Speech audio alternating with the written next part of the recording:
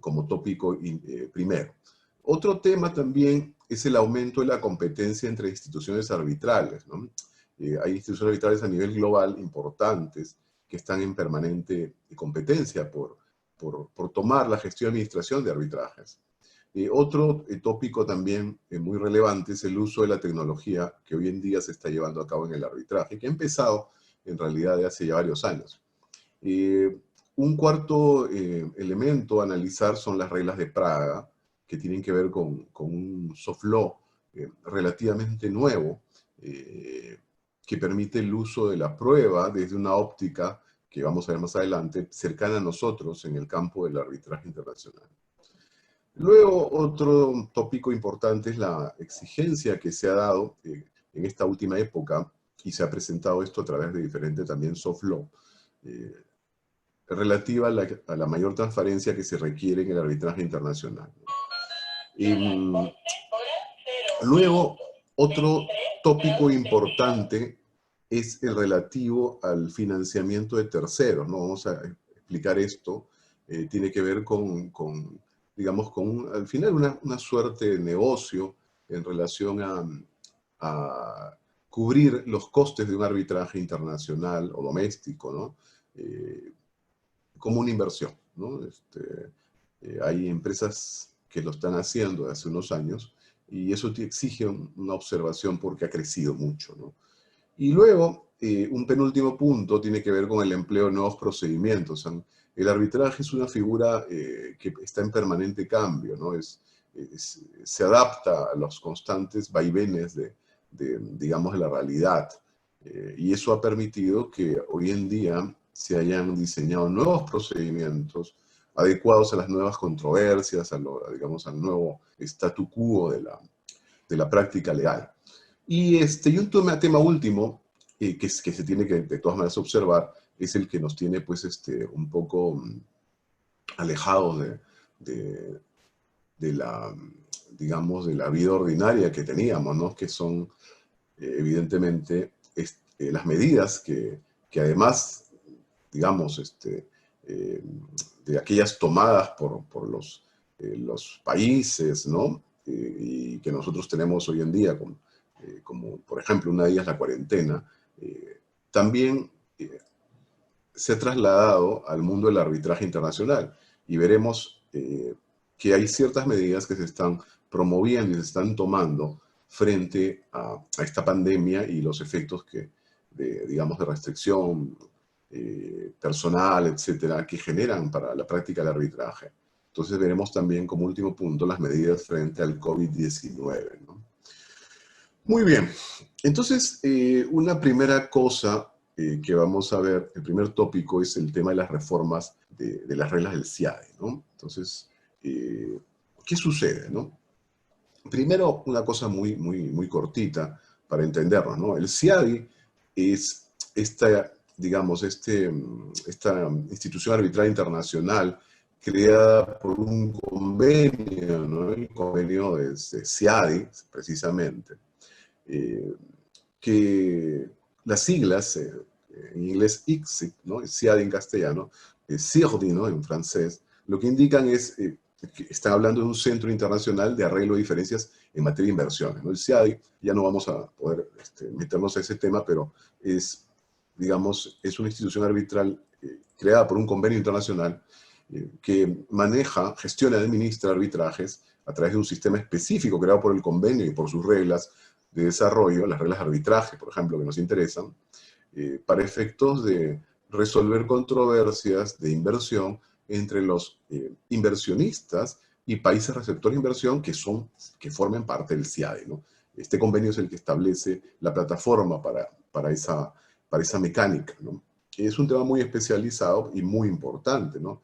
Ya lo habrán escuchado en medios, ¿no? El Perú, por ejemplo, desde hace ya varios años ha crecido enormemente en la cantidad de arbitraje CIADE, ¿no? Y como comentario, por ejemplo, para que se entienda la esencia de este tema, un inversionista que hace eso, lleva a cabo una inversión en este país, en el Perú, pueda luego tener problemas porque el Estado receptor de la inversión, en este caso nuestro país, pueda llevar a cabo algún tipo de, digamos, de conducta, actividad que perjudique, ¿no? Por ejemplo, pueda de alguna manera expropiar la inversión, no de manera directa, porque no es que le quita todo, sino de manera indirecta, ¿no? Por ejemplo, modificando un régimen tributario que era parte de los beneficios por los cuales el inversionista llega a este país, ¿no? Por ejemplo, futuro ya es una cosa que es casi, es una probabilidad muy alta, si no segura. Esta ley que ha sacado el Congreso recientemente, eh, eliminando pues el pago de peajes, no solo en el público, sino los privados que son inversionistas, que más o menos en esa historia hay como 6 inversionistas, con un grado muy alto de probabilidad, si no casi seguro, va a abrir 6 procesos de arbitraje CIADI en el futuro inmediato, ¿no? Pero bueno. Entonces, ¿qué pasa? Este convenio CIADI en realidad es de los años 60, ¿no? Pero las reglas del CIADI son posteriores. Sin embargo, ya tienen muchas décadas operativas. ¿Qué ha sucedido? Que la práctica del arbitraje internacional de inversión y en general el comercial internacional han avanzado mucho, ¿no? Se han modernizado. Y estas reglas habían quedado un poco, digamos, no obsoletas, pero habían figuras complejas que no estaban reguladas en estas reglas de arbitraje del CIADE, ¿no? Entonces, ¿qué hace el CIADE? En octubre del 2016, ¿no es cierto? Invita el CIADE a todos los Estados miembros a que presenten sugerencias, pues, para enmendar, en realidad, varias reglas. La que nos interesa a nosotros son las de arbitraje, ¿no? Porque hay reglamento administrativo y financiero, ¿no? Hay reglas de inicio, hay reglas de conciliación, hay reglas de arbitraje, o sea, hay varios tipos de reglas. Todas están en ese proceso de reforma. Pero las que nos van a interesar son obviamente las de arbitraje. Y eso pasa en el 2016. En el enero de 2017, el CIADI cursa una invitación pública a todos los especialistas a nivel mundial para que presenten sugerencias de enmiendas a todas estas reglas, entre ellas las reglas de arbitraje, ¿no?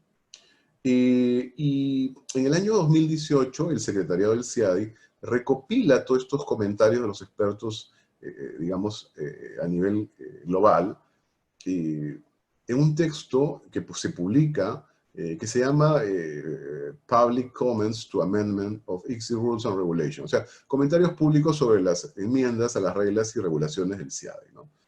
Que recopila toda la mecánica, todo lo que pasó desde el 2016 al 2018, ¿no? Y este es, evidentemente, digamos, el documento, ¿no? La imagen del documento. Y luego, ¿qué sucede? En agosto ya del 2018, el secretario del CIADI publica con todas estas digamos, ideas, tanto de los estados como de los especialistas en investment arbitration del mundo, en arbitraje de inversiones, todas estas ideas las recopila y las publica como un texto. Aquí están los textos, ¿no? Las imágenes. Las propuestas de enmiendas a la regla del CIADI, ¿no? El proyecto de las reglas consolidadas. Luego, en marzo del 2019, una propuesta de enmiendas a la regla del CIADI, que ya es un tema más pulido. Lo mismo en agosto del 2018 y marzo del 2019, ¿no? Y luego ya en el febrero de 2020, hace relativamente muy poco, publica ya la última propuesta de enmiendas a la regla del CIADI, ¿no? Ya con todos los comentarios, etcétera, cruce de criterios posteriores. Es lo último que hay, ¿no? Ya este documento debería ser aprobado, digamos, en una asamblea por todos los países miembros. Probablemente, bueno, ahora con el tema de la pandemia habrá que ver fechas, pero podría ser quizá en el 2021, ¿no? Y ya con lo cual se cerraría el proceso y este sería ya la versión final de las nuevas reglas del CIADI, entre ellas las de arbitraje, ¿no? Bueno, la última justamente reunión consultiva fue del 11 al 15 de noviembre del año pasado, ¿no? Pero luego ya se generó este documento, el de febrero de 2020. ¿Qué propuestas se abordan en esta reforma, ¿no? Hay varias, ¿no? Tema de transparencia en el arbitraje de inversiones, el tema de designación y recusación de árbitros, el tema de la cautio iudicatum solvi, que es el asunto de pedir, una parte le pide a otra que asegure, ¿no?, cautelarmente, con patrimonio, que va a poder pagar a futuro los costes del arbitraje si es que se le condena, ¿no? Porque la regla es que el que pierde, la regla general, asume los costes del arbitraje en los que incurrió la parte, por ejemplo, demandante, que fuera la vencedora, ¿no? Entonces hay una medida cautelar que, por ejemplo, en judicial no se ve, no tiene presencia, pero en arbitraje sí, particularmente en inversiones, por la cual este demandante le pide pues al demandado, solicita al tribunal que dicte una medida cautelar para que asegure un monto de dinero ante la eventualidad de que pierda el demandado y luego no tenga para pagarle los costos del arbitraje de inversión. Y esto tiene sentido, ¿por qué? Aquí, porque el arbitraje de inversión es muy costoso, ¿no? Estos arbitrajes sí hay en los que estamos metidos, y vamos a seguir metidos, por lo que les contaba. Tienen un promedio de costo básico el Estado peruano puede gastar, como mínimo, promedio de 5 millones de dólares, ¿no? Y luego eso va para arriba porque hay costos adicionales, ¿no? Pero bueno. Y otro tema de enmienda también es la distribución, de cómo se distribuyen los costos, justo lo que hablábamos. Acumulación de causas, ¿no? Porque en el CIE no hay mucha claridad, pero digamos la normativa no es amplia en este tema. Acumulación de causas, ¿no? Esto se entiende por procesal, por ejemplo. La lógica es similar, ¿no? Reunir procesos arbitrales varios, pretensiones en un solo procedimiento, una sola actuación arbitral, ¿no? Luego el tema de financiamiento de terceros, que también es un tema de reforma, estos terceros que invierten, pues porque claro, no todo el mundo tiene 5 millones de dólares para iniciar un proceso social, y me refiero a un inversionista. Hay empresas, hay conglomerados que se dedican a esto, y evidentemente gana un porcentaje de lo que se obtenga al final, ¿no? Y luego, la búsqueda de reducción de tiempo y el costo de los procedimientos, ¿no? Muy bien. Justo sobre esto, el que habla propuso, ¿no es cierto?, incorporar a las reglas de arbitraje del CIADE, que no existe, la obligación de las partes, que sea de carácter continuo, de revelar, ¿no?, si cuentan con un financiamiento de tercero. ¿Por qué? Porque el financiamiento de tercero está vinculado a la vulneración de la independencia e imparcialidad del árbitro. O sea, la obligación de las partes de revelar la presencia de este tercero financista busca evitar situaciones que puedan generar conflicto de interés para los árbitros. Esto no estaba regulado en el CIADE, no está regulado de momento, ¿no? Y esa propuesta la recogió, la propuesta de humilde catedrático, la recogió el CIADE en estos comentarios públicos que vimos del año 2018, ¿no?, que acumulan todas las ideas de los expertos mundiales que van del 2016 a 2018. Lo mismo, mi propuesta se recoge en la regla 21 de la propuesta de enmiendas del CIADI de agosto del 2018, en la regla 13 de 2019, la 14 del 2019, y la última que citábamos de febrero de 2020, en la regla 14 también, ¿no? Y además, esta propuesta de este humilde servidor ha sido destacada por la doctrina, ¿no? La catedrática de origen chino, pero es una catedrática inglesa, Honglin Yu, en una publicación en la revista de arbitraje contemporáneo de Asia, la Contemporary Asia Arbitration Journal, publica este artículo, ¿no? Who is in, who is out, how the ancestral transparency rules can influence the upcoming amendments of the ICSI arbitration rule, ¿no? Y en este artículo, ¿quién está dentro, quién está afuera, ¿no? Cómo es que las reglas de transparencia de la CENUDMI pueden influenciar las venideras, digamos, enmiendas de las reglas de arbitraje del CIAD. Y ahí, como está en esta imagen, destaca la importancia de esta propuesta pequeña de este servidor, ¿no? Muy bien, entonces, ese es un primer tópico importante. Ahorita está en movimiento, todavía no se culmina, como les digo, quizá el otro año, ¿no? Se culmine esta reforma. Y veremos si finalmente la propuesta de varios, incluyendo la mía, ya se vuelve una regla definitiva del CIADE, de las nuevas reglas del CIADE. Muy bien, vamos a un segundo tópico, ¿no? El segundo tópico era el de la competencia entre instituciones arbitrales, ¿no? Primero sería bueno hacer una digamos, una suerte de imagen global, ¿no? Miren, a nivel mundial hay instituciones arbitrales de gran importancia, ¿no? Que manejan la gestión y administración de arbitraje, ¿no? Para hacerlo sencillo y entendernos, les recuerdo que la gestión y administración de arbitraje tiene que ver con todas las actividades que involucran la mecánica arbitral, ¿no? O sea, quiénes van a ser los árbitros, si salen de un registro o no, cuánto van a ganar, cómo va a ser el procedimiento arbitral, cuáles van a ser las reglas, el lugar del arbitraje, dónde se llevan a cabo las audiencias, quién va a notificar, todo lo que involucra la dinámica de un proceso arbitral, eso es gestión y administración. Entonces, como saben, hay dos posibilidades en el arbitraje, doméstico e internacional.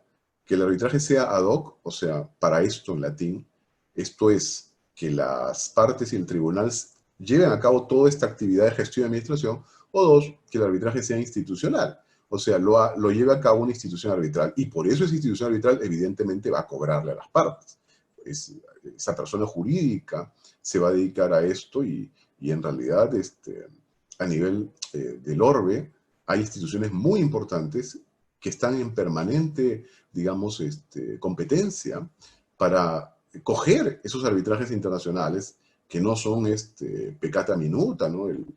Los arbitrajes comerciales internacionales no son discusiones de calderilla, ¿no? Estamos hablando de mucho dinero y entonces estas instituciones llevan a cabo esa labor por la cual ganan también bastante dinero. Y evidentemente, lo más importante, muchas tienen vieja data de práctica, ¿no? Son muy antiguas y además se han, digamos, entronizado como grandes referentes, ¿no? Porque muchas cosas importantes del arbitraje internacional salen de estas instituciones, ¿no? Muchas de ellas emiten documentos, criterios, etcétera, que son soft law por la importancia de estas. Muy bien. Entonces, ¿cuáles son, no? En Europa, el gran referente es la ICC, ¿no? En realidad, la Corte de Arbitraje Internacional de la Cámara de Comercio Internacional, que está ubicada en París, ¿no? Es muy antigua, ¿no? Muy vieja. Entonces, esta es una muy importante. Otra, la London Court of International Arbitration, la Corte de Arbitraje Internacional de Londres, ubicada evidentemente en Inglaterra, ¿no? En la ciudad de Londres, también muy antigua, no tanto como la ICC, pero de vieja data. Tenemos también el Centro de Arbitraje Internacional de Viena, ¿no? La BIAC, también importante, ¿no? La DIS, yo no hablo alemán, así que no me voy a animar a tratar de indicarlo, pero son siglas del Instituto de Arbitraje Internacional alemán, ¿no? También muy importante. Y el Arbitration Institute of the Stockholm Chamber of Commerce, ¿no? Stockholm, o sea, el centro de arbitraje, el Instituto de Arbitraje de la Cámara de Comercio de Estocolmo, también con varios años de vida y práctica constante e importante. Entonces, digamos, en Europa estas serían las principales referentes, ¿no? Y en el caso de América, tenemos la ICDR, ¿no? El Centro de Arbitraje, el Centro, perdón, Internacional para la Resolución de Disputas, ¿no? Esto está ubicado en Estados Unidos y a su vez la ICDR es parte de la American Arbitration Association, la Asociación Americana de Arbitraje, ¿no? Este sería el gran referente en este continente, en América en general, ¿no? En Medio Oriente, un referente importante es el Centro de Arbitraje Internacional de Dubái, ¿no? Mueve mucho arbitraje. Hay otros, pero sería el más relevante. Y en Asia, bueno, en Asia encontramos varias instituciones muy poderosas, ¿no? Está la CIETAC, ¿no? La Comisión de Arbitraje Internacional Económica de Comercio de China, ¿no? La CIETAC. Tenemos el Centro de Arbitraje Internacional de Hong Kong, ¿no? La HKIAC, ¿no? HKIAC, ¿no? También tenemos el Centro de Arbitraje de Japón, ¿no? El de Arbitraje Comercial de Corea, el Centro de Arbitraje Regional Internacional de Kuala Lumpur y el Centro de Arbitraje Internacional de Singapur, ¿no? no se imaginan, es impresionante la cantidad de controversias y la intensidad cuantitativa de estas que se manejan en Asia, ¿no? Entonces, digamos, este es el panorama a nivel global de las instituciones más poderosas e importantes, ¿no? Miren las estadísticas, porque estamos hablando de competencia. Todas estas compiten entre sí, ¿no? Es más, y cuidado, el arbitraje tiene el carácter de deslocalización. O sea, no vayan a pensar que estas instituciones compiten solo en las europeas por controversias en Europa, solo las de Medio Oriente, las de Asia o las de América. No. El arbitraje en realidad se puede ubicar como lugar, como lugar del arbitraje, digamos, cualquiera de estas y cualquier ciudad del mundo. Entonces, en realidad, la competencia es global entre ellas para, digamos, llevar a la controversia disponible a Europa, a Londres, a París, pero también se la pueden llevar a Tokio, se la pueden llevar a Kuala Lumpur, o se la pueden llevar a Seúl, ¿no? O a Beijing, o a Miami, ¿no? O a Dubái. O sea, la competencia es entre ellas. Ahora, evidentemente, esta competencia, además de lo que estoy indicando, ¿cómo se evidencia? Miren, esta competencia en realidad no es de ahora, ¿no? Miren las estadísticas, cómo han estado pujando entre ellas para coger la mayor cantidad de arbitrajes internacionales. Por ejemplo, la ICC, la CCI de París, en el 2012 tenía 759 arbitrajes. Ha dado un salto a 842 al 2018, de las últimas estadísticas disponibles, ¿no? Igual la Corte de Arbitraje de Londres, miren, ha crecido del 2012 al 2018, de 277 a 317 arbitrajes gestionados y administrados. Lo mismo con la de Estocolmo, la norteamericana, la American Arbitration Association, la ICDR, la de Hong Kong, y miren la CIETAC de China, ¿no? Ha pasado de 1060 en 2012 a 2962 en el 2018, ¿no? Lo mismo de la de Singapur, del 235 a 402. O sea, este es un crecimiento brutal, ¿no? Para que vean el poder que hay en las instituciones asiáticas. Y bueno, otra forma de competir entre ellas no solo estar cogiendo los arbitrajes del mercado, es que su oferta sea competitiva, más competitiva que la de sus rivales. Y esto se hace, una de las mecánicas, es perfeccionando, actualizando sus reglamentos de arbitraje. Les recuerdo que las instituciones arbitrales tienen reglamentos, en realidad varios, ¿no? Pero para hacerlo sencillo, sus reglamentos de arbitraje. Entonces, esto se evidencia en esta actualización, este proceso de actualización. Por ejemplo, la ICC actualizó su reglamento de arbitraje en el 2012 y luego otra vez en el 2017. La LCIA lo hizo en el 2014, la de Estocolmo en el 2010, 2017 también. La American Arbitration Association, la ICDR, 2014, todavía no lo ha vuelto a hacer. La de Hong Kong, el 2013-2018, la de CIETAC en 2015 y la de Singapur en el 2013 y 2016, ¿no? Ahora, un tema interesante, ¿no? Miren, ¿cuánto cuesta la gestión y administración de estas instituciones tan poderosas, tan relevantes? Al 2020, esta estadística sí es al día de hoy, al 2020, para una controversia pequeña para estas instituciones, básica, de $1 millón, con un tribunal de 3 árbitros, ¿cuánto cuesta solo lo que la Constitución te cobra? Porque otra cosa son los costos de honorarios arbitrales, es otro cuento. Solo el costo de la institución. Para una controversia al día de hoy de $1 millón con un tribunal de 3 árbitros, la ICC, la CCI de París, cobra $23.335. La de Estocolmo, $20.031. La de Viena, $14.152. Mira, más competitivo la de Viena, ¿no? Y la de Singapur, igual, muy competitivo, $14.700, ¿no? Entonces, primero ese es el panorama a tomar en cuenta. Ahora, miren lo que pasa, qué interesante.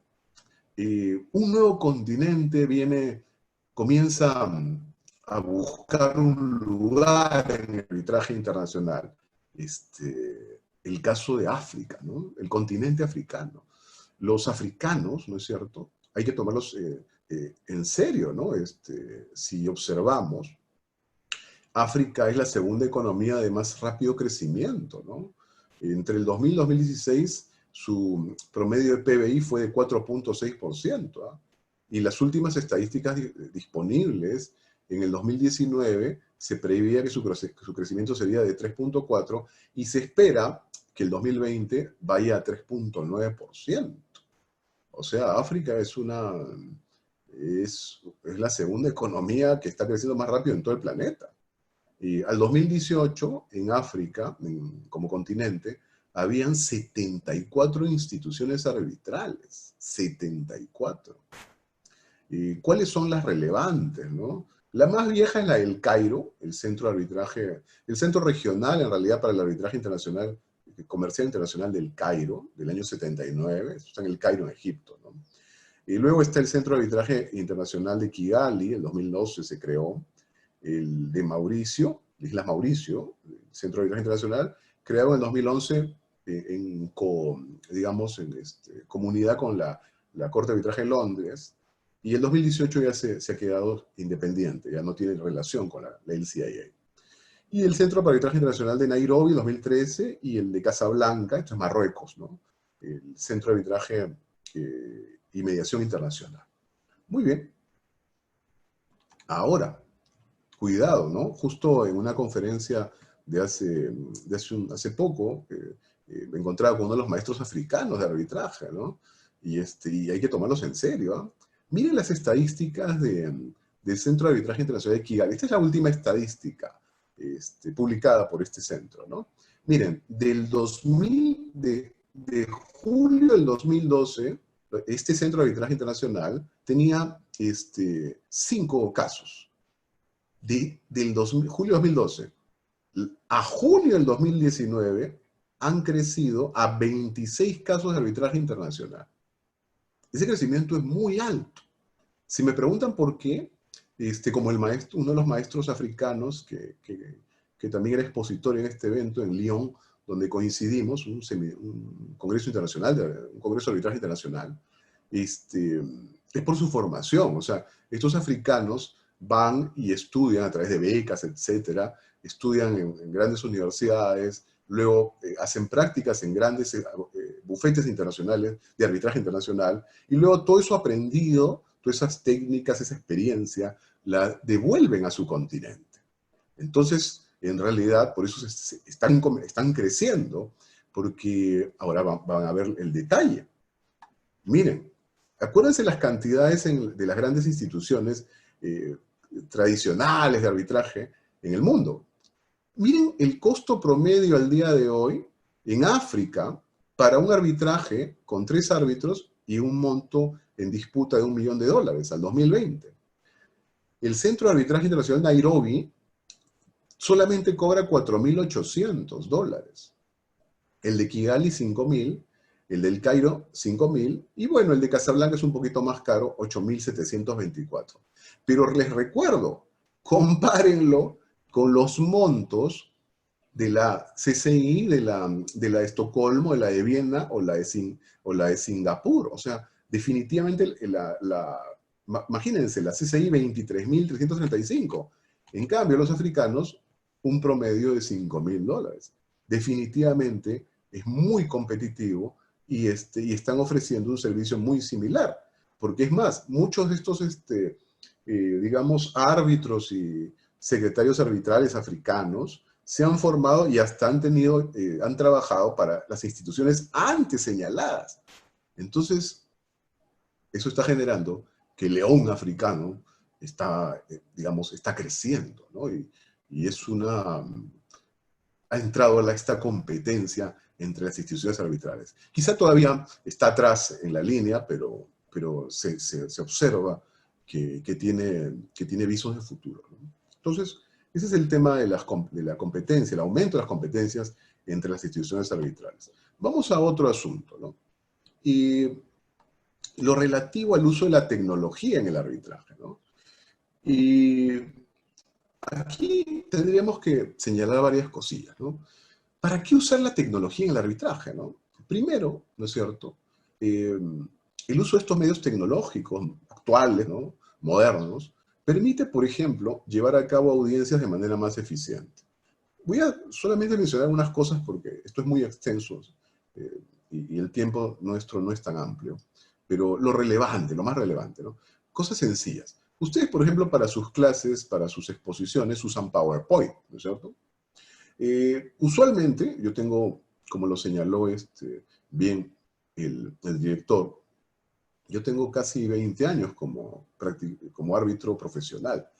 Y en esos 20 años, casi 20 años, en realidad son 19 y un poquito más, y he observado, por ejemplo, en audiencias complejas, de mediana complejidad, etcétera, el uso, pues, de PowerPoint. Pero les cuento que el PowerPoint tiene una secuencia, como ustedes la conocen, gráfica, filmina por filmina, imágenes, etcétera. Pero hay programas que siguen más bien la forma en que nuestro cerebro procesa información. Y es una forma ramificada, como un arbolito. Ese programa es el programa MindJet, ¿no? Y este programa se está comenzando a usar en audiencias arbitrales y permite seguir de mejor manera la secuencia de lo que se va explicando. ¿Por qué? Porque a diferencia del PowerPoint, que es secuencial por imágenes, digamos, por filminas, el programa MindJet no, es como la mente misma, ¿no? Va abriendo una ventanita, luego otra, luego otra, luego otra, luego otra rama y te siguen explicando. Y para el cerebro es mucho más fácil, mucho más natural seguir esta estructuración. Existe un programa así y ya se está usando. Otra aplicación, ¿no? Por ejemplo, el uso de la tecnología. Por ejemplo, yo la he llegado a usar ya. El intercambio de datos entre las partes del tribunal usando escritos con hipervínculos, por ejemplo, a medios de prueba, ¿no? O sea, en un escrito que lo presenta, sea físico o, mejor aún, virtual, digamos, pone simplemente un link, ¿no? Un link que has abierto a través de una cuenta, por ejemplo, de Google, ¿no? El Google Drive o cualquier otra semejante, y ahí está el archivo. Entonces al tribunal ya no le estás alcanzando necesariamente el bodoque, ya no, sino pones el link nada más. Entonces lo que hacemos es le damos al link y se abre donde esté ubicada en la nube el documento y ya está. Y lo puedo imprimir si deseo, lo puedo revisar en mi computadora, etcétera, ¿no? Además, otro elemento que la tecnología permite es mejorar la seguridad en el arbitraje, ¿no? Les cuento que, por ejemplo, esto tan conocido de los Panama Papers, ¿no? Que afectaron pues a gobiernos, a grandes transnacionales, también afectaron al arbitraje, ¿no? En el 2015, imagino que lo conoce un poco esta historia. Se hackeó a la Corte Permanente de Arbitraje, la Haya. Se hackearon documentos, actuaciones arbitrales, ¿no? Y eso es un problema porque el arbitraje está, como regla, está informado por el principio de confidencialidad. Además, a las grandes transnacionales no le interesa digamos, que el público en general se entere de sus, digamos, de sus trapos sucios, de sus problemas financieros, etc. Bueno, sucedió. Entonces, digamos, para mejorar esto, se han emitido diferentes protocolos, soft law, ¿no? O sea, ya saben que soft law son, a diferencia del hard law, el hard law es la normativa nacional de un estado X, ¿no? El Código Civil peruano es hard law, la ley de arbitraje francesa es hard law, el Código Tributario español es hard law, etc., ¿no? Y soft law, si quieren derecho suave, derecho duro, el anterior, es pues entre comillas, normas, ¿no? Pero que no son de ningún estado, sino normas ideales creadas por una institución que tiene pues un prestigio académico internacional, etcétera, ¿no? Y por ejemplo, la IVA lo tiene, ¿no? La International Bar Association. Y en el 2018 sacaron estos lineamientos sobre ciberseguridad, ¿no? Cyber security, ¿no? Del grupo de trabajo presidencial sobre ciberseguridad de la IVA, ¿no? Lo mismo hizo la ICA, ¿no? Esta es una institución académica más bien, con la barra de Nueva York, ¿no? Y otra institución, la CPR, sacaron el protocolo sobre ciberseguridad en el arbitraje internacional recientemente, hace poquito, el 2020. Hace mes, 2 meses atrás. Y otro esfuerzo es la plataforma de la Cámara de este Centro de Arbitraje Estocolmo, ¿se acuerdan que veíamos? Ha sacado una plataforma que tiene todos los niveles de seguridad, ¿no? Se señalan ellos que es una de las plataformas más seguras, ¿no? No va a poder haber ningún hackeo aquí. Desde septiembre del 2019 existe, ¿no? Entonces, esos son algunos aspectos vinculados a la tecnología, ¿no? Otra cosa obvia, la tecnología, por ejemplo, en el arbitraje internacional, nos permite superar límites geográficos, ¿no? La videoconferencia, ¿no? La videoconferencia evita, pues, estar viajando, subirme a un avión y tener que hacer, pues, todas las horas de trayecto, luego sufrir el jet lag, etcétera, ¿no? Es más, estoy escribiendo un capítulo del libro sobre estos temas del COVID y el arbitraje, y estoy observando que inclusive no solo es un tema de ayuda y superación de límites, sino hasta de ahorro, ¿no? Imagínense, la videoconferencia, pero bueno, también tiene sus contras, los veremos al final, esperemos, de la sesión. Bueno, y luego las videoconferencias, digamos, nos simplifican la vida, y también está la inteligencia artificial, ¿no? Ya saben que hay estos programas, pues, ¿no? Que tienen eso, ¿no? Como decía este teórico de la inteligencia artificial, decía, pues, que, ¿cómo la define, no? Dice, bueno, la ciencia y la ingeniería de la creación de máquinas inteligentes, ¿no? Especialmente programas de computación, programas informáticos inteligentes. Y claro, esta inteligencia artificial se puede usar en el arbitraje. Sí, ahora las discusiones son cómo, ¿no? Y podría ser, algunos dicen, para reemplazar al árbitro humano, ¿no? Por inteligencia artificial, o sea, que haya pues un robot, o sea, un programa, un algoritmo que haga las funciones de árbitro, ¿no? Pues eso tiene problemas, ¿no? Porque la normativa, por ejemplo, la ley modelo de Zenumi, los que han estudiado arbitraje en la universidad, ¿no es cierto? Sabrán que la ley modelo de Zenumi no tiene regulación sobre esto, ¿no? O sea, si bien no lo menciona, tampoco es que lo promueve. Y luego las leyes nacionales que recogen la ley modelo de Zenumi y precisan cosas, tampoco señalan eso, y más bien señalan que el árbitro tiene que ser, acuérdense, persona natural. Entonces, hay posiciones en pro, algunos que dicen que como la ley modelo no lo prohíbe, la Convención de Nueva York tampoco lo prohíbe, pero cuidado, no lo mencionan. Pro, ¿no? O sea, podría ser que poner a un árbitro robot, ¿no? Pero en contra, las leyes nacionales, como ustedes saben, por ejemplo, el DLA peruano, claramente dice que el árbitro es una persona natural. Entonces, ese es un argumento en contra. No podría, sobre esa base, ser un robot, un programa, inteligencia artificial, árbitro, ¿no? Bueno, pero les cuento que hay programas disponibles al día de hoy que pueden hacer eso, ¿no? O que están en ese camino. Por ejemplo, el programa Smart Settle, ¿no?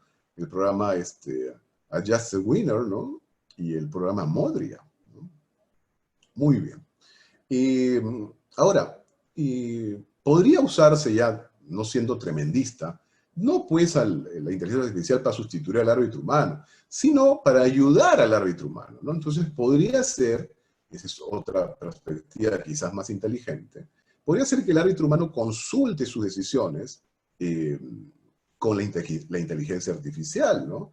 ¿Para qué? Porque, por ejemplo, esta inteligencia artificial permite resumir normativa rápidamente y jurisprudencia aplicable. Miles y miles de casos, estos programas los manejan en un santiamén, cosa que no lo podemos hacer los árbitros humanos, ¿no? Nuestro cerebro y nuestro cuerpo no permite ese manejo tan monstruoso y rápido de información. La inteligencia artificial nos puede simplificar la vida encontrándonos, por ejemplo, la normativa aplicable a un arbitraje internacional, la jurisprudencia aplicable. Además, incluso hay programas que permiten procesar y analizar escritos de las partes, identificar, digamos, argumentos, medios de prueba, etc.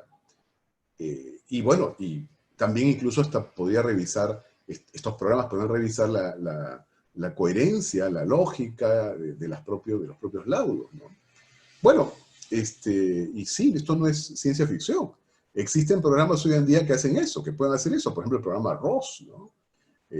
Y de menor medida, que ya lo hemos mencionado, la ICDR de la American Arbitration Association tiene, y es público, ahí lo tienen en pantalla, tiene clause builder, o sea, un constructor de cláusulas arbitrales gratuito, y que es un programa. Entonces te va ayudando a que tú construyas tu convenio arbitral según tus necesidades, ¿no?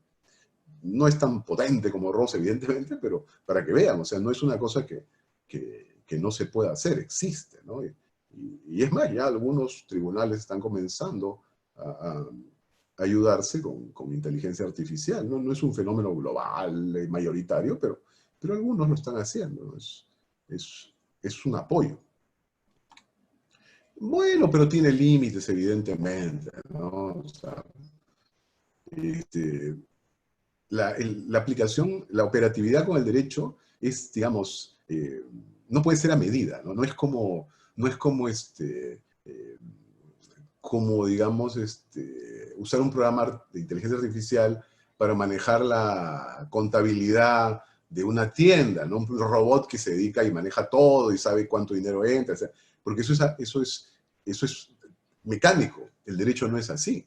Les recuerdo tan solo que en el derecho, pues, acuérdense, legal theory, ¿no? La teoría general del derecho, que hay la idea de que no hay una única respuesta correcta, ¿no? Hay posibilidades diversas de respuesta.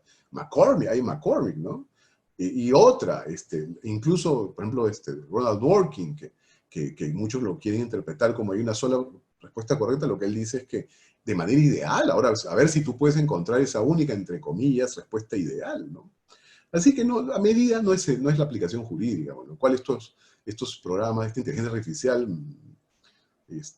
pues que no encaja del todo.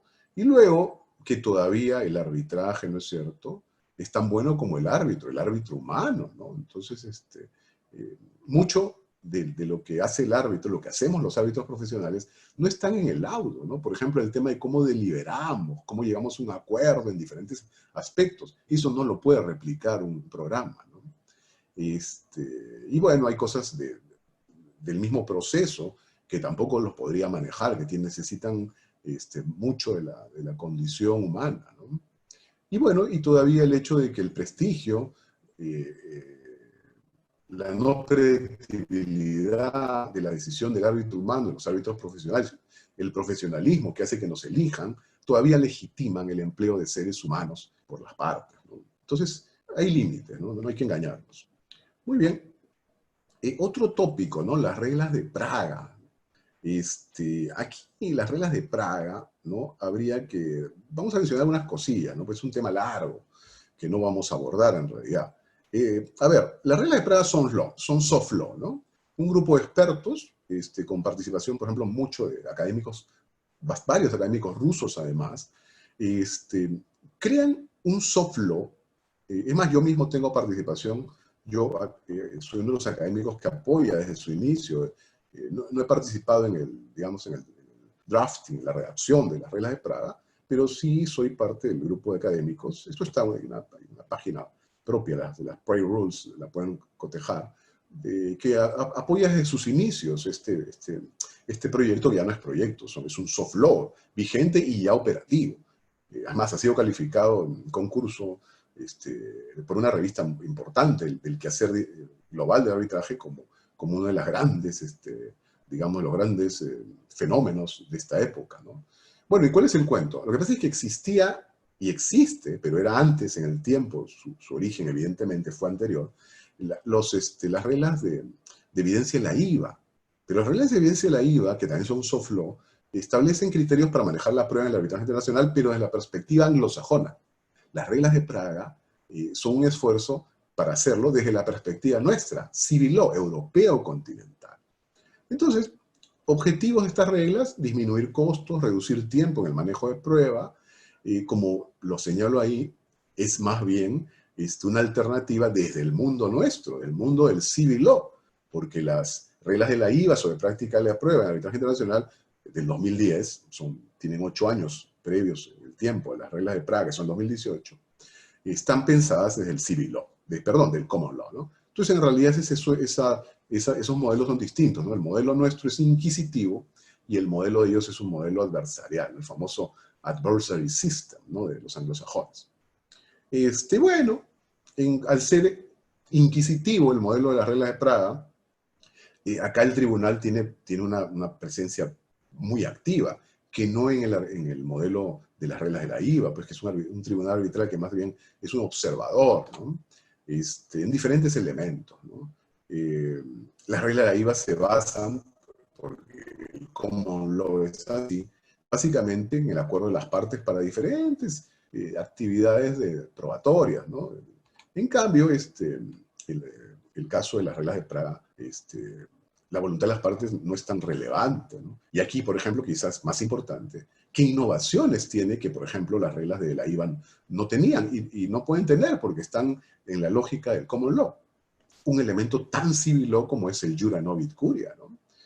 Como saben, jura novit curia es latín, significa el tribunal conoce el derecho, ¿no? O sea, jura, derecho, novit conoce, curia, tribunal, ¿no? No es el juez conoce el derecho porque sería jura novit judex, ¿no? Bueno, yo he postulado, y por ahí ya lo han citado en unos trabajos anglosajones, he postulado que en realidad esto debe llamarse jura novit arbiter, ¿no? Hay que ser pulcro con el latín, ¿no? Jura novit arbiter, ese debería ser el término correcto en latín, ¿no? Pero bueno, entonces este jura novit curia es la aplicación de lo que ustedes ya conocen procesal, ¿no? Tan europeo continental, que es la posibilidad que el tribunal arbitral corrija el defecto o la ausencia del derecho invocado por las partes, ¿no? Eso no existe en el mundo anglosajón, el tribunal es un observador, en cambio en el nuestro existe este poder, ¿no? Del tribunal. Y bueno, ahora, en realidad tampoco es que las reglas de Praga han nacido para tirarse abajo, para colisionar con las reglas de la IVA, ¿no? En el propio preámbulo de las reglas de Praga, las Prior Rules, se dice que la finalidad de las reglas no es reemplazar las que ya existan de otras instituciones, entiéndase las reglas de la IVA, sino que más bien están diseñadas para complementar. Entonces, como último comentario, en realidad, no es que solamente puedas usar las reglas de la IVA o usar las reglas de Praga. Les comento que inclusive se podría hacer una suerte de maridaje entre ambas reglas, ¿no? Eso es gracias al poder, la autonomía, voluntad, power autonomy, que existe en el arbitraje. No necesariamente es muy común que se haga, pero las reglas de Praga no han nacido para ser enemigas de las reglas de la IVA, sino para complementar, para presentar otras alternativas y en ese sentido integrar, digamos, esas necesidades insatisfechas operativas que no estaban en las reglas de la IVA, pero no es un tema de enemigos, ¿no? Muy bien. Otro tópico importante es el de la exigencia actual de mayor transparencia en el arbitraje internacional, ¿no? Aquí habría que señalar que la transparencia, ¿no? Colisionaría con el llamado deber de confidencialidad. O sea, la primera idea que se nos viene a la mente es esa, ¿no? Porque el deber de confidencialidad tradicional, principio del arbitraje, y por el cual hasta el día de hoy todavía es una de las ventajas que permiten y promueven su uso. Tradicionalmente se decía, pues, este deber de confidencialidad no puede ser vulnerado, ¿no? Porque lo contrario es la transparencia, o sea, que las actuaciones arbitrales en menor o mayor medida sean conocidas por terceros ajenos al arbitraje. Bueno, en realidad esto no es tan sólido porque ya desde el año 95, en este fallo de la High Court australiana, que cito ahí y lo traduzco en castellano, ya en este caso de eso, Australia Resources y otros contra Sidney James Plowman, ¿no? Y otros, se dice que para Australia, para el sistema judicial australiano, toma en cuenta que los asuntos a los que se ha referido les permiten concluir que la confidencialidad es un atributo esencial del arbitraje que impone obligación a cada parte de no revelar los procedimientos. Pero miren cómo empieza, dice, no considero, o sea, lo que dice esta corte es que no considera en realidad que la confidencialidad sea un atributo esencial de un arbitraje privado.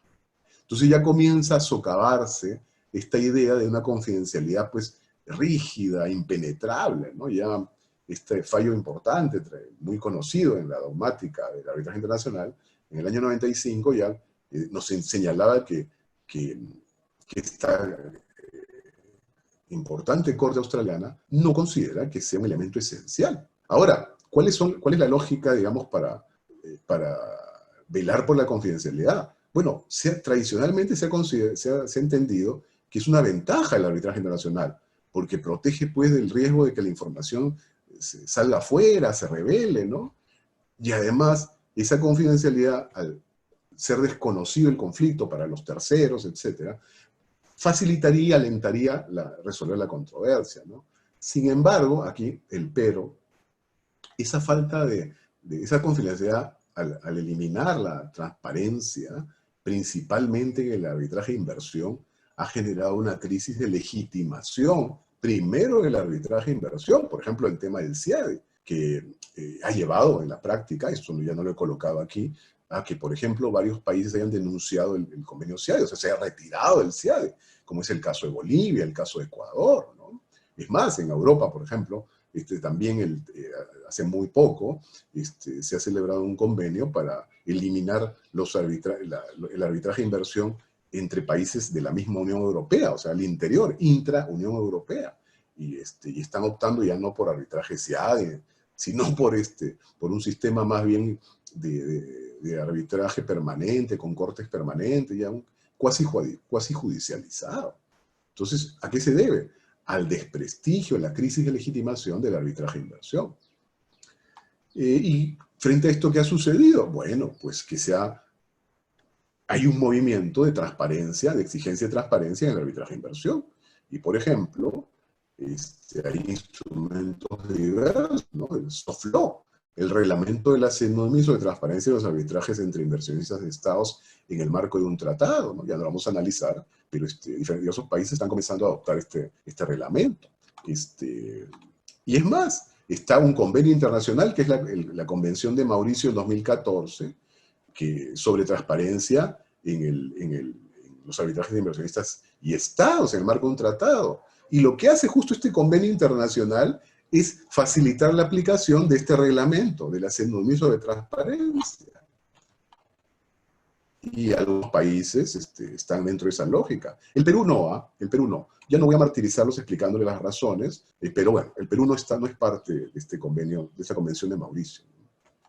Y bueno, otro fenómeno de transparencia en inversión, arbitraje de inversión, es el reglamento de arbitraje de inversión del Centro de Arbitraje Internacional de Singapur, que vimos, ¿no? En 2017 sacó su reglamento y ahí indica pues la necesidad de publicar, ¿no? Información sobre el arbitraje. Es que los arbitrajes de inversión colisionan o sea, se refieren a controversias que afectan no solo al inversionista, sino afectan a todo un país, al estado receptor, temas electricidad, energías renovables, agua, etcétera, que al final van a afectar a toda una población o a todo un país entero. Entonces, se necesita pues, que haya publicidad de lo que está sucediendo, ¿no? Piensa en contaminación, comunidades nativas, grandes grupos humanos afectados y que no puedan conocer qué pasa en ese arbitraje. Bueno, el Centro de Arbitraje Internacional de Singapur, en su reglamento del 2017 ya facilita todo ese conocimiento, ¿no?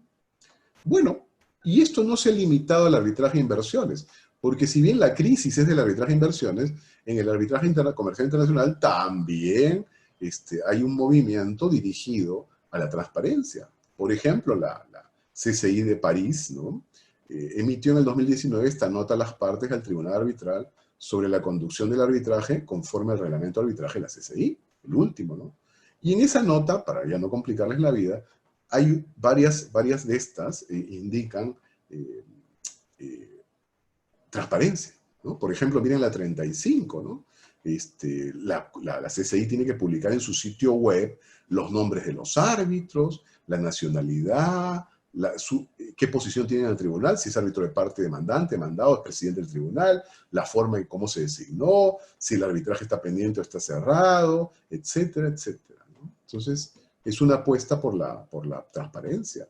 Lo mismo la Corte de Arbitraje de Londres, está publicando datos de los costos y duración de sus arbitrajes, como también tiene una base de los fallos sobre recusación, ¿no? La de Estocolmo también, ¿no? Publica sus costos de arbitraje, el prorrateo de costos bajo sus reglas, ¿no? O sea, algunos aspectos ya que sean transparentes, públicos, ¿no? Y luego hay un fenómeno interesante, que es arbitrator intelligence, ¿no? O sea, es una profesora norteamericana que ha creado esta página y en realidad es una, ¿cómo decirlo? Un motor que permite la búsqueda de un árbitro cualquiera en este planeta, y muchísima información sobre él. Ahora, ¿cómo se logra? Se logra a través de estos cuestionarios de Arbitrator Intelligence, los AIQ, que se toman permanentemente en diferentes continentes, diferentes países, a las partes involucradas en arbitrajes, a los secretarios de arbitraje, pero sobre todo a las partes, ¿no? Para que comenten su opinión sobre los árbitros puntuales, sobre Pepito, cómo actuó, le pareció que si trabaja bien, si se maneja correctamente con el tribunal, la calidad de sus laudos, del proceso, cómo lo ha llevado a cabo, etcétera, etcétera, etcétera. Y toda esta información, bueno, tiene un costo, pero es disponible. Entonces, alguien que quiere saber sobre un árbitro que, por ejemplo, desea o piensa designar a través de Arbitrator Intelligence, podrá acceder a toda esa información, ¿no? Entonces, esto es una herramienta que posibilita una gran transparencia, ¿no? Muy bien, entonces, otro tema, y vamos a sintetizarlo para no hacer tan pesada la reunión, es el financiamiento de terceros, ¿no? ¿Qué cosa es el financiamiento de terceros? Para hacerlo sencillo, como les hacía notar, el arbitraje, por ejemplo, de inversiones, es muy costoso. El arbitraje comercial internacional, si se han dado cuenta, también.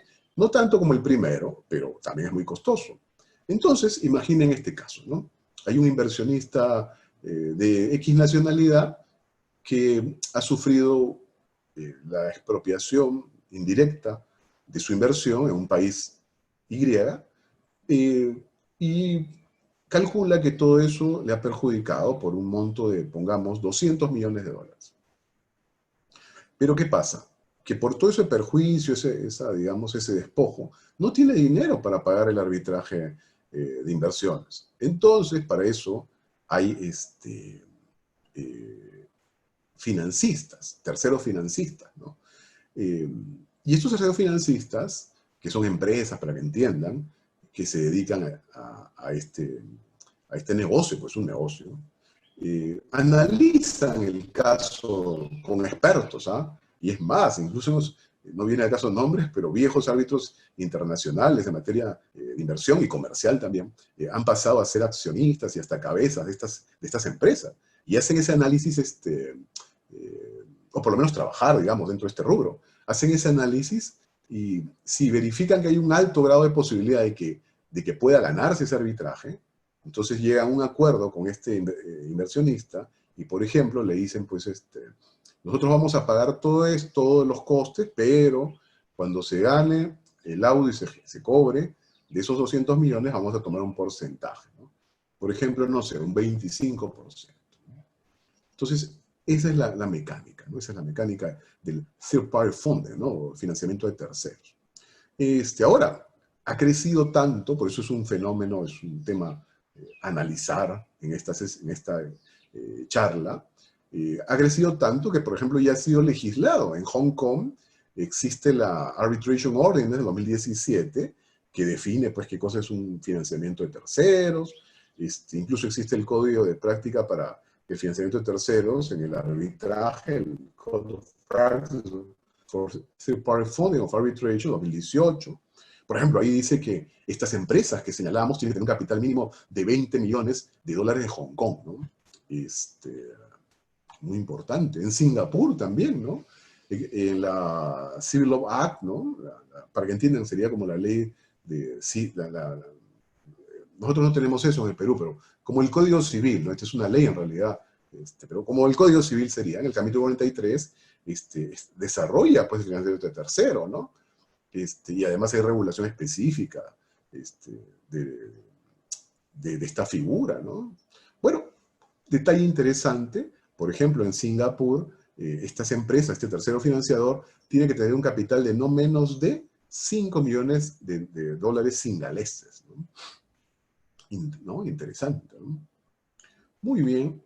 Ahora, no solo a nivel de legislación, bueno, estas que he señalado son las que existen al día de hoy, pero a futuro otros países seguro van a ir regulando el tema de financiamiento tercero.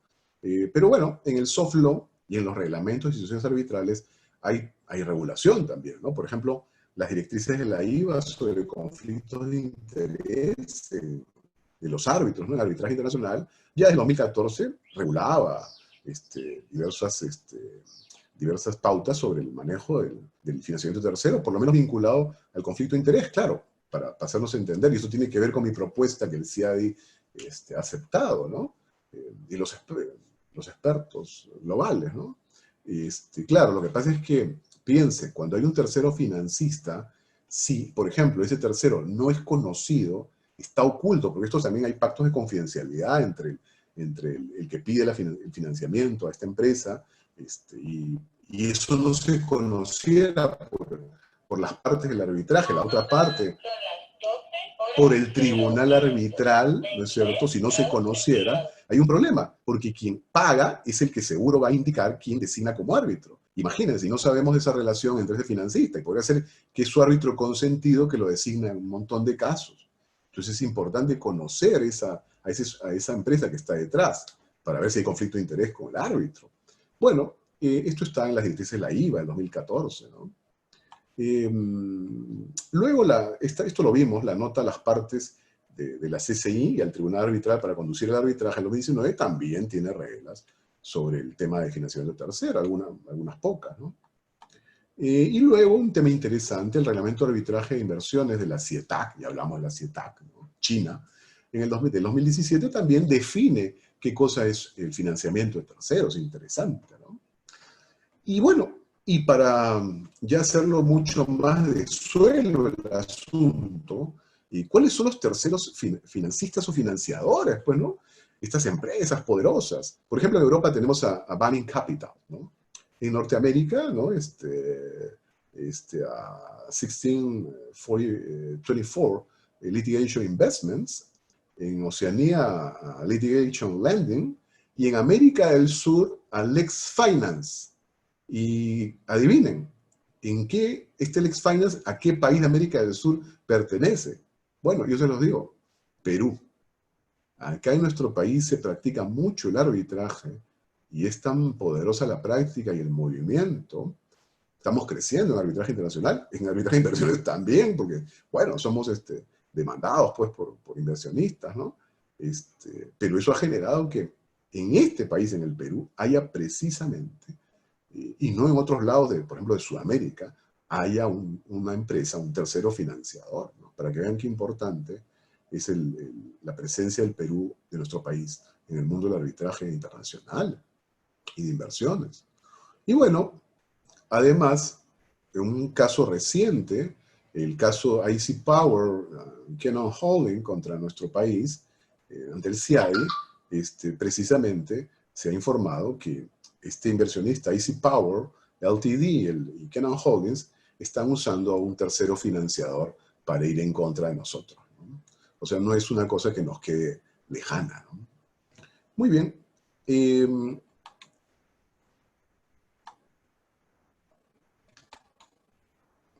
Otro tema importante, otro tópico importante, es el empleo de los nuevos procedimientos, ¿no? Como les decía, dada esta dinámica, esta impermanencia de los mismos conflictos legales, inversiones, comerciales, etc., el arbitraje se adapta, ¿no? Se adapta, es plástico, asume formas nuevas para responder a estos fenómenos. Y bueno, uno de ellos es precisamente que están empleando, se han creado nuevos procedimientos de arbitraje, ¿no? Por ejemplo, uno de ellos es los llamados expedited procedures, o sea, procedimientos abreviados, ¿no? El reglamento de arbitraje de la Corte de Arbitraje Internacional de Singapur, ¿no? Del 2016, por ejemplo, tiene una regla en la cual regula esto. ¿Qué características poseen estos procedimientos abreviados, ¿no? Primero, solo aplican para montos, controversias que no superen los 6 millones de dólares singaleses, o sea, de Singapur, ¿no? Y además las partes tienen que estar de acuerdo o sea urgente llevar a cabo el arbitraje, ¿no? Dos, miren lo interesante, en estos arbitrajes, estos procedimientos, solo hay árbitro único, o sea, no hay tribunal de 3 ni de 5, no, un solo árbitro. Otro, este tribunal arbitral singular, el árbitro único, consulta a las partes si va a decir la controversia en base solo a documentos o si se va a requerir audiencia para testigos, peritos, ¿no? O sea, como es expedito, es abreviado, podría al final laudarse solamente con documentos, ¿no? Luego, este carácter expedito, abreviado, se observa en que se indica el reglamento de Singapur, del Centro de Arbitraje de Singapur, que el laudo se debe emitir en un plazo de 6 meses desde que se constituyó el tribunal arbitral. O sea, si se dan cuenta es muy rápido, porque desde que se constituye hasta que se laude no pueden pasar más de 6 meses. Es muy rápido. Y además, inclusive, el tribunal arbitral singular, el árbitro único, puede indicar las razones en que se basa su laudo de manera resumida.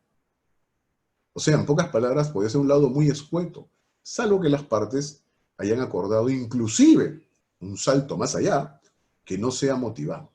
O sea, en ese caso el laudo puede ser tranquilamente de 2, 3 caras y se acabó. Solamente decide, ¿no? Esta figura también está regulada en la CCI, digamos, el reglamento de arbitraje de la CCI de París. Aplica a montos que no superen los 2 millones de dólares americanos o porque las partes acuerden usar el procedimiento abreviado. Igual se repite, el árbitro es único para gastar menos, ¿no? Además, dense cuenta que un solo sujeto, y lo digo por experiencia, maneja más rápido todo. En cambio, cuando, por ejemplo, yo estoy en tribunales con otros 2 árbitros, incluso siendo el presidente del tribunal, como en los últimos años suele ser mi posicionamiento, el más común, tienes que lograr, pues, tienes que manejarte en deliberaciones, lograr acuerdos, etc. En cambio, cuando eres árbitro único, tú eres el que decides, puedes llevar todo mucho más rápido, ¿no? Y otro detalle, en estos arbitrajes abreviados de la CCI, no hay acta de emisión, que sería el acta de instalación donde se ponen las reglas del arbitraje. No hay, ¿no? Porque se ahorra ese espacio de tiempo, ¿no? Muy bien. Y bueno, tiene otras características, no los voy a aburrir con eso. Otra institución que también ha optado por este procedimiento abreviado es la de Hong Kong, ¿no? Lo aplica para montos, controversias que no superen los 25 millones de dólares de Hong Kong. Ya saben, las partes estén de acuerdo o extrema urgencia. Si se dan cuenta, al final son formatos similares en las instituciones, ¿no? Por eso también sucede. Y eso es un efecto de la práctica arbitral. Otra vez se repite, árbitro único. Nuevamente, el árbitro único puede decidir solo con documentos, ¿no? Y miren, muy parecido a este esquema, se va repitiendo, el laudo entre que se emite el laudo, ¿no es cierto?, y se entrega el expediente. Aquí no es que se instala, se entrega el expediente al tribunal, en este caso al árbitro único, no pueden pasar más de 6 meses para que laude, ¿no? La misma estructura, solo que de acuerdo a las reglas propias de cada institución, ¿no? Muy bien. Otro procedimiento también que es fenómeno de esta época es la llamada revisión institucional del laudo arbitral, ¿no? Conocido como Scrutiny of the Word, ¿no? El escrutinio del laudo, ¿no? Se traduciría. Pero bueno, en realidad es la revisión institucional arbitral. ¿Qué significa? Como estas instituciones viven de su prestigio y además buscan que el producto final, que por antonomasia va a ser el laudo, la decisión, tenga pues todas las condiciones técnicas de calidad, formales, etcétera, ¿no? Entonces, ¿qué hacen? En sus reglamentos, por ejemplo, el reglamento de la Cámara de la CCI de París, antes de que el tribunal firme el laudo, primero tiene que entregar ese laudo, el proyecto, a la Corte. Y esta va a revisar con sus secretarios, sus técnicos, va a revisarlo. ¿Para qué? Para ver que la forma esté correcta, ¿no es cierto? Hayan puntos que no se hayan omitido, fallar, ¿no? Entonces, después de esa revisión, puede bien aprobarlo simplemente porque todo está bien, o puede ordenar ciertas modificaciones. Ahora, cuidado, esas modificaciones son de forma, ¿no? no puede entrar propiamente al enjuiciamiento, ¿no? No puede vulnerar la libertad de decisión del tribunal, pero digamos, sí puede ordenar modificaciones formales. Lo mismo existe en el reglamento de arbitraje del Centro de Arbitraje Internacional de Singapur, la misma figura, como también en el de la CIETAC, ¿no? Entonces, en estas instituciones, tu laudo tiene que ser aprobado por la institución, no podría ser desaprobado y te lo envían para correcciones formales, ¿no? Muy bien. Y luego, una cosa muy interesante que lo lanza justamente el Centro de Arbitraje de Singapur, y me parece que cuya cabeza, la mente que está detrás es el profesor Gary Bourne, es un profesor bueno, muy reconocido, y es la propuesta de acumulación interinstitucional, ¿no? La Proposal on Cross-Institution Consolidation Protocol, ¿no? El protocolo de propuesta de acumulación interinstitucional. Lo simplifico. Lo que pasa es que, miren, habíamos visto que en una institución arbitral, un arbitraje, para hacerlo más básico, podrían acumularse procedimientos arbitrales varios, ¿no? Pero miren la idea tan genial, ¿no? ¿Y qué tal si hacemos un acuerdo entre diversas instituciones de las que hemos visto a nivel global? ¿Para qué? Si, por ejemplo, lo voy a simplificar a un caso muy sencillo. Si tenemos entre dos partes, ¿no es cierto?, un caso que se pactó que se vea ante la CCI, otro caso, otra controversia de esas mismas partes, que se acordó que se vea ante la LCIA de Londres, y otro ante la SIAC de Singapur, ¿por qué no llegar a un acuerdo en el que se pueda acumular, pese a que cada caso debe ser visto por una diferente institución, ante una sola institución? Por eso, interinstitucional. Entonces, bueno, eso se lanzó en 2017 y todavía no llega a feliz, digamos, puerto. Se sometió a consulta y, bueno, habrá que ver las opiniones y si es que al final las instituciones llegan a acordar este pacto de acumulación interinstitucional. Pero no ha sucedido, es un proyecto. Muy bien. Y luego otro procedimiento nuevo viene desde Norteamérica, ¿no? La Streamline Three Arbitrator Panel Option, ¿no? O sea, la opción de tribunal arbitral simplificado, ¿no? La ICDR, parte de la American Arbitration Association, que ya hemos visto, la utiliza para casos largos y complejos con un tribunal de 3 miembros, ¿no? Entonces, ¿pero cuál es la lógica? La lógica básica es esta, mira. Es un tribunal de 3, de 3 árbitros. Pero esta opción de tribunal arbitral simplificado permite que uno solo de los árbitros desarrolle la primera etapa del arbitraje y el intercambio de información. Ya no puedo entrar a eso, esto es demasiado. Es una figura anglosajona que se llama el discovery, para que entiendan. Es una figura que tiene que ver con la prueba, con el descubrimiento, por eso se llama discovery, de diferentes evidencias que sean útiles para ese caso. Esa fase la hace un solo árbitro. Un solo árbitro.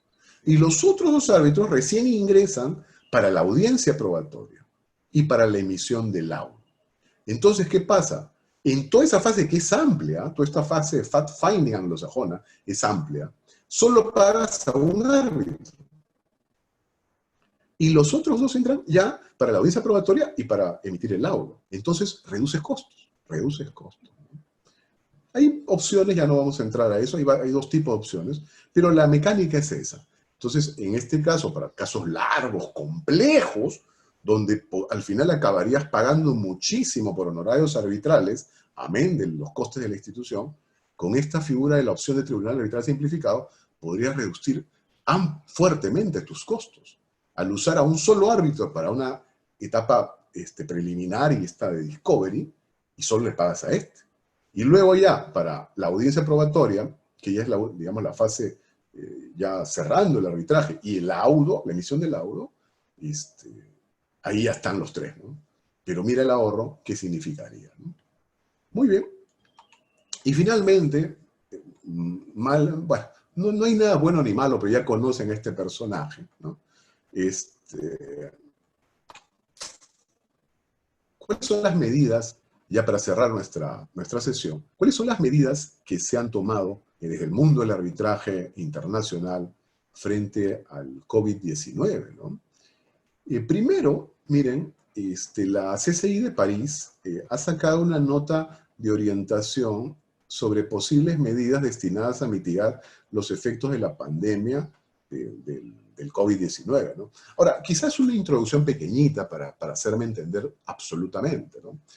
Claro, lo que sucede es que, dense cuenta, esta pandemia lo que ha imposibilitado es que salgamos a las calles, que nos podamos reunir, ¿no? Que podamos juntarnos en grandes grupos, etcétera, ¿no? Al movilizarnos a lugares diversos, no tenemos esa libertad. Entonces, en el mundo del arbitraje necesitamos toda esa libertad, porque los árbitros nos reunimos a deliberar en voz y presencia, las partes tienen que moverse a lugares diferentes para buscar las evidencias, para que entiendan, una entidad, por ejemplo, tiene que ir a determinado oficina, a solicitar, a buscar un expediente, no sé, administrativo, de contratación pública, etcétera, etcétera, etcétera. Tienen que reunirse a coordinar la Procuraduría, los abogados de esta. O sea, necesitamos eso. Es más, la misma actividad, hay que ir a notificar a las partes, el notificador tiene que movilizarse, tenemos que juntarnos con ellas, entiendes, el tribunal arbitral en audiencia. Bueno, el COVID-19 pues nos ha imposibilitado todo eso. Entonces, ¿qué hacemos? Porque esto no es una cuestión que se va a solucionar en pocos días. Muy bien, la CCI, ante ese problema, nos obsequia esta nota de orientación, ¿no es cierto?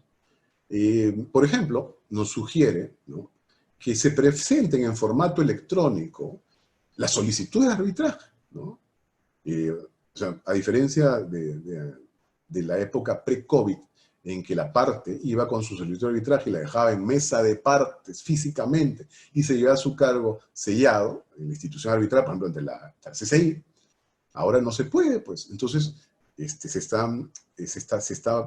bueno, muchas instituciones están comenzando ya de hace un tiempo a establecer todas estas plataformas necesarias de informáticas para hacerlo, ¿no? Direcciones electrónicas para el caso, etc. Entonces, solicitud de arbitraje por correo electrónico, por ejemplo. Entonces ingresa de manera virtual. Las actas de emisión, o sea, las actas de instalación, también en formatos electrónicos, ¿no? También en formatos electrónicos. ¿Qué más? Que las audiencias se lleven a cabo, ¿cómo? Dos recomendaciones nos da la CCI. Podrían ser presenciales, pero tomando todas las medidas de seguridad del caso. O sea, ya si van a optar excepcionalmente por una audiencia presencial, imagínense, habría que establecer un cronograma de audiencias muy pocas en un día en la institución, para que no se junten muchas personas.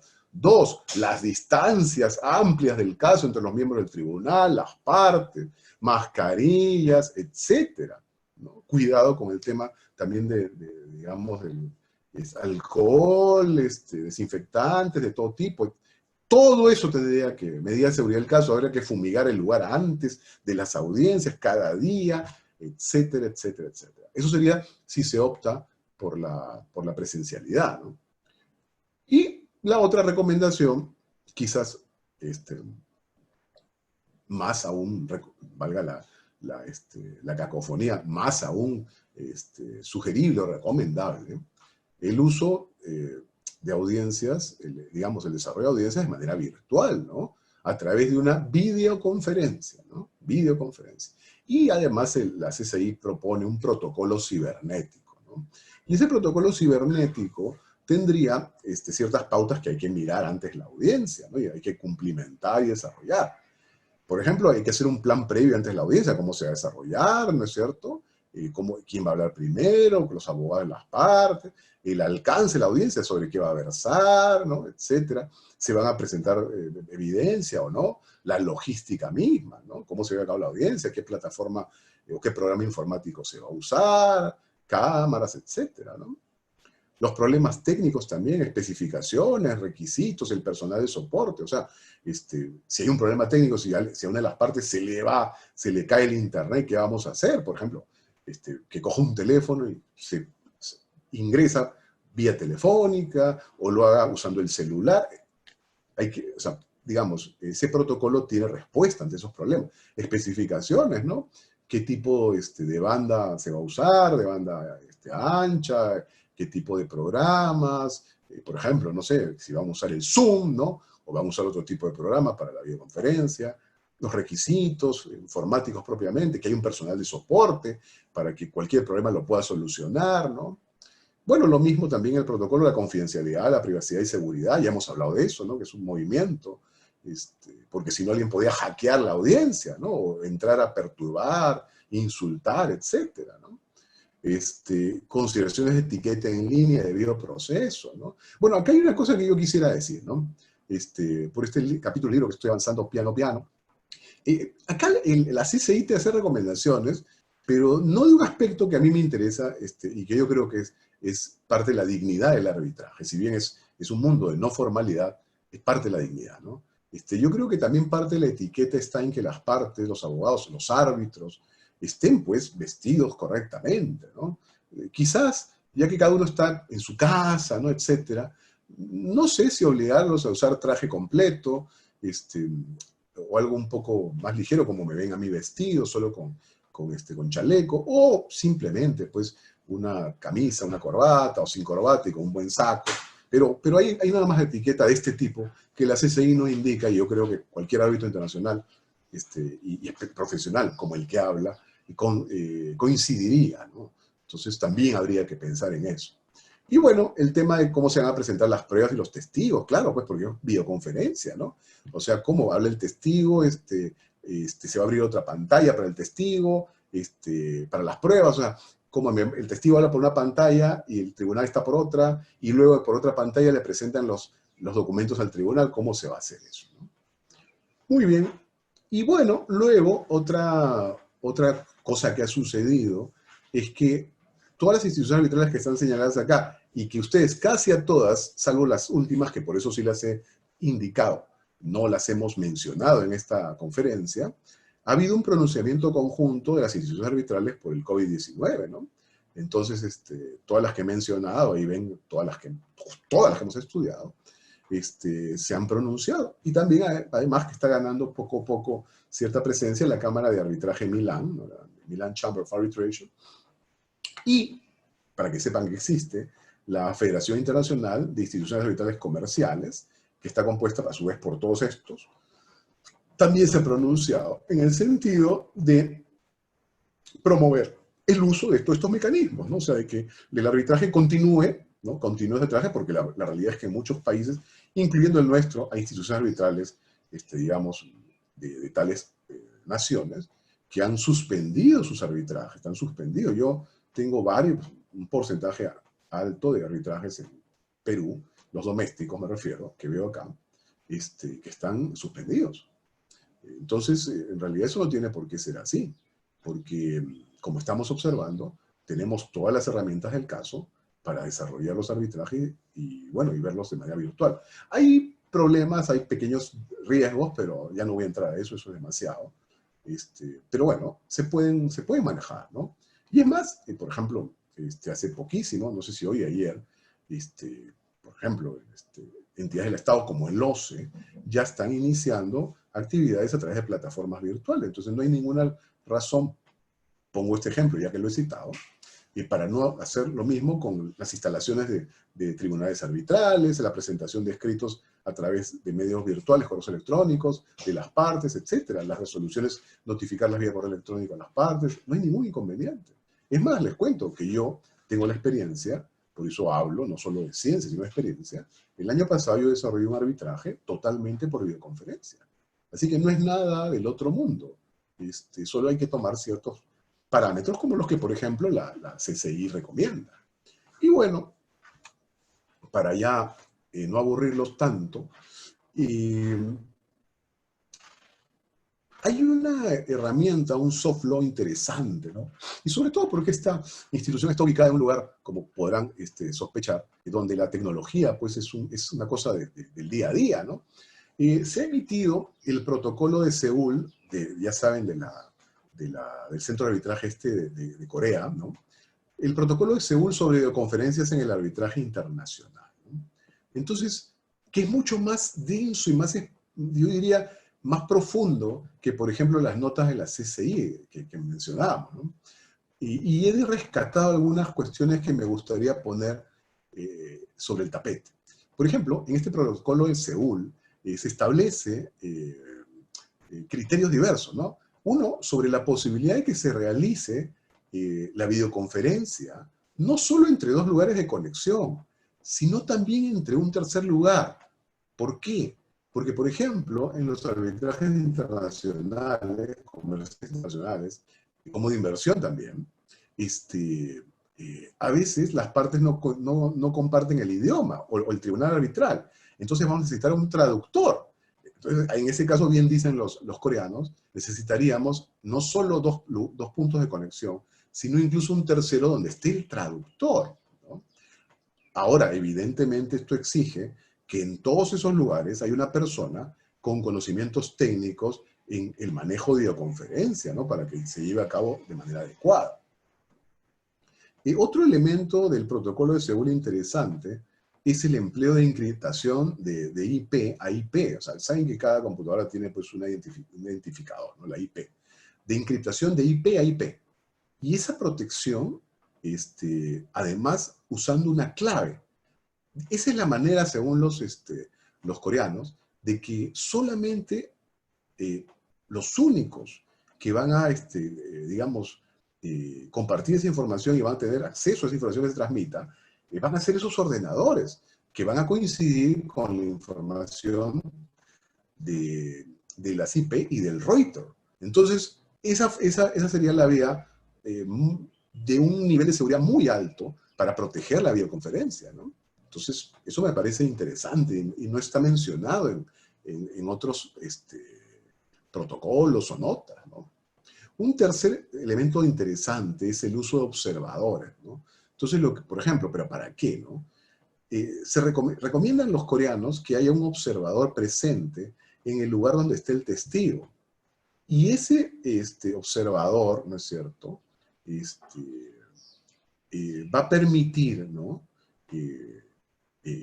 que se verifique la identidad del testigo que va a dar testimonio, valga la cacofonía, vía videoconferencia. ¿Por qué? Porque si no hubiera un observador que está ahí con el testigo y que cada parte tendría que ofrecer, además del testigo, evidentemente, o sea, cada parte ofrecería su testigo o X testigos y a un observador que esté al lado del testigo, que va a ser el que va a identificar al testigo, va a verificar que Pepito, ¿no es cierto?, es tal, porque si no, podría estar cualquiera hablando y el tribunal arbitral no tendría la seguridad ni la tranquilidad de saber que efectivamente es Pepito que se ha ofrecido como testigo.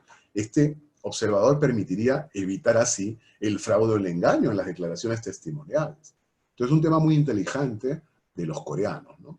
Y bueno, otra cosa también muy fina de ellos es que indican un montón de especificaciones técnicas ya puntuales, no las voy a atosigar con eso, pero por ejemplo, para el vídeo, ¿no es cierto?, para el audio, para la imagen, para el canal que se va a usar, para el ancho de banda y la interconexión. Ellos ya específicamente establecen un criterio para cada uno de estos componentes, ¿no?